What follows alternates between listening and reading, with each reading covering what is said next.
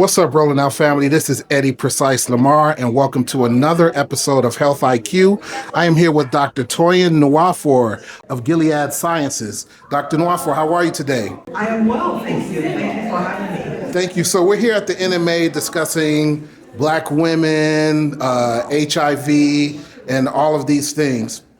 Quickly, can you share how Gilead is supporting culturally responsive healthcare initiatives to ensure that Black women feel seen and heard in HIV prevention conversations? Great, thank you so much. So I am Gilead Sciences, as you said, a company that's focused on really looking at advances and innovation in medications for HIV, for hepatitis, and for cancer, and really working on those innovations, but also partnerships. And like you said, partnerships include partnerships with healthcare organizations, healthcare providers, like we are here with the NMA, but also communities and community organizations.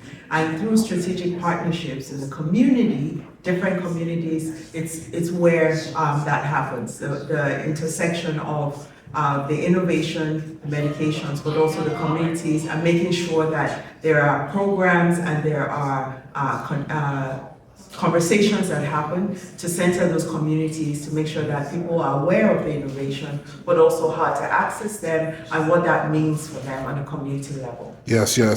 What are some of the key insights from Gilead's latest research around barriers to PrEP access for Black women, particularly in urban centers like Chicago? What we know from the research, not just from Gilead work, but from work from researchers, is that there are barriers that remain that causes low rates of PrEP use in Black women. Some of those barriers include knowledge around PrEP, knowing about how to access PrEP, knowing if PrEP is for them. There's still a misconception where people think PrEP is for other people, not for them. But then there are also healthcare provider biases where women come in asking for PrEP and they're not being offered PrEP, or they're asked why do they want PrEP. So there are individual level barriers, there are system barriers, there's healthcare provider barriers, and then there's other social determinants that impact a woman's ability to access care related to transportation, housing, and some of these other things. So it's important that for us to increase the uptake of HIV prevention like PrEP, it has to be a multi-pronged approach, looking at community level engagement, looking at education of healthcare providers, looking at systems, and really working collectively to eliminate the stigma that surrounds talking about HIV, the stigma that surrounds HIV testing, and really empowering and normalizing the conversation about sexual health. Yes. So what would you say is the biggest misconception when it comes to HIV in 2025? Well, there are a couple, but one is that HIV is no longer an issue, and that is incorrect, because in 2023, we still have 39,000 new HIV diagnoses in the US. So that's a misconception. Two is that HIV is a death sentence. That is a misconception and a myth, because with treatment and effective treatment, people live long, healthy, productive lives.